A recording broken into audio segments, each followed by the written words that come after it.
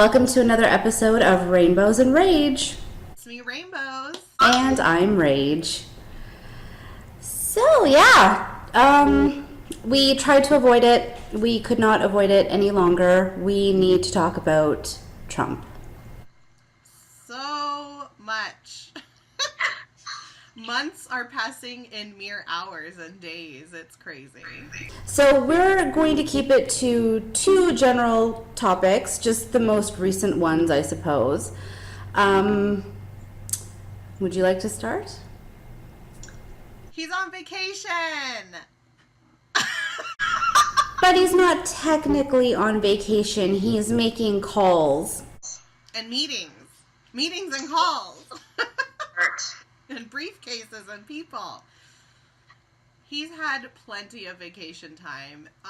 It would be nice if he actually took a vacation from, like, the internet. I think the world would do some good, but... He would really appreciate it. I'm sure the entire planet would appreciate if Trump just backed off the internet for a little while. That would be nice.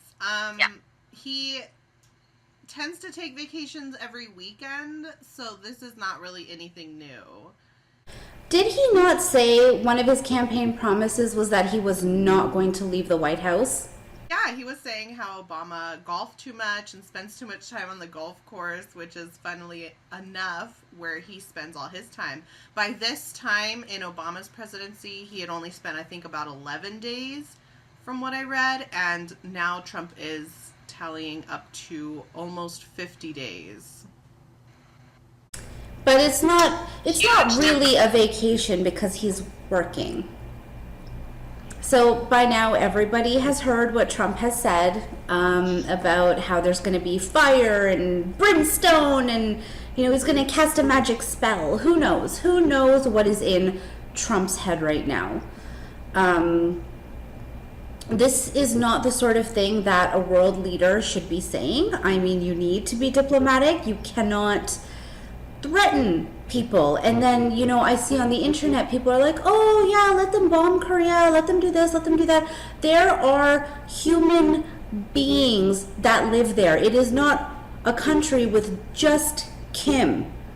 There are civilians, there are children, there are, you know, foreigners. Like, there are so many other people in North Korea and the surrounding area. Like, Seoul would be completely wiped out. Yeah. I think the issue comes with people not being familiar with North Korean people as humans, because as you can see what's happening in my country, in the US at least, that I can speak for, is people are fighting whether they're Democrats and Republicans and not seeing the other as human and saying we should kill them and assaulting people on both sides, so let's be fair. But I don't see how it would be any better, you know, for a foreign person who doesn't speak the language, and with our president who makes so much of a us and them situation within our own country.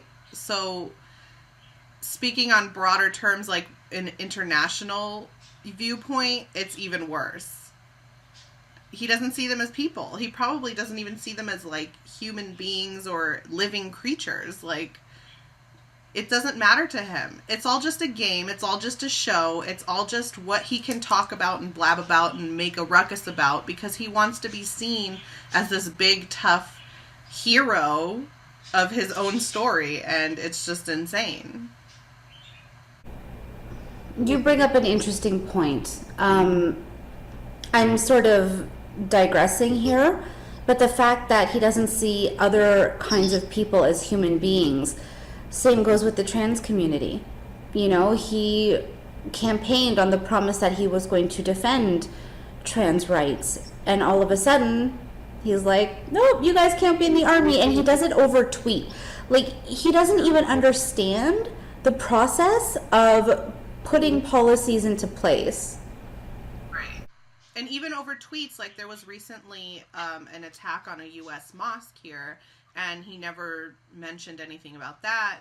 Not that he needs to mention every single thing, you know, because so many bad things are happening in the world, but anything to do with the Muslim community he seems to go mum on. Like, for example, even in Oregon, and this is totally, like you said, digressing, so I apologize, but there was 2 Muslim women on public transportation that were attacked, and these 2 other men that came to their aid, like, and they were attacked as well.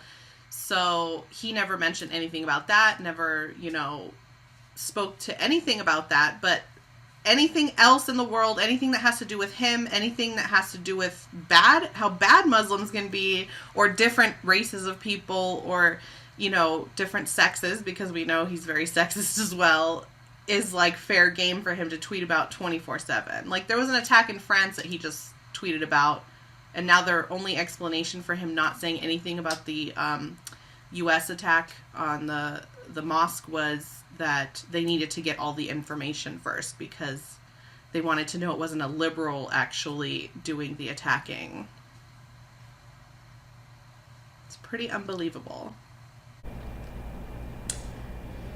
He's been going through so much. No wonder he needs a vacation. So much. He needs some more of that wonderful chocolate cake that he talked about. Like, way off the top. Oh, there's just been so much happening. I can't even keep up. Like, I'm actually glad we took a break from Trump, because my head would have exploded. We needed a vacation from all this. I personally do. I don't know. I don't like to harbor all this, like, negativity and, like, constantly being barraged by it. I just like to shut it out for a time. Yes, things are happening, but he's making it worse. Like, seriously, I'm going to be really respectful here. If the president is watching, Mr. President, please shut your fucking mouth. Yeah. I'm still Canadian. I say please and thank you. He's not gonna do that. There's no way. Yeah, I know. A Canadian can dream. We all live on the same planet. We all use the same resources. Don't be an idiot. But they want to both be the team leader. Yeah. They must have both got picked last for kickball in school. Like, all the time. Something is just not good gonna happen. For quite a while, I was like, yeah, there's no way North Korea is gonna attack us. But now I feel like, you know, like years ago, like let's say like when Obama was president, but now with Trump egging this on, and it's almost like a dare now. Yeah. Making it like a dare. He's pushing buttons instead of, you know, calming down a situation. He is bringing fire and fury into this. This is not cute. Yeah, what does he expect? If you're gonna poke an angry bear, you expect not to get your head ripped off? Yeah, he thinks it's probably going to be as simple as pushing the button and they're going to be wiped off the map. Because that's what he said. But he's the best deal maker. He is the deal maker of the deal makers. He can make anything happen, but he can't manage to shut his mouth. Yeah. I think both of those boys need to sit in a corner and reflect on their behavior. And let's act like adults. Let's put on our big boy pants and do what is best for everybody. All right. Well, what do you think is going to happen? Do you think that we're going to go into World War III, everybody? I hope not. You again if we survive this week.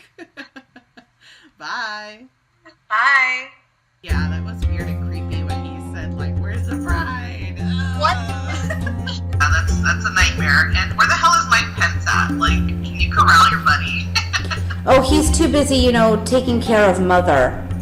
Oh, God. So gross. Bah.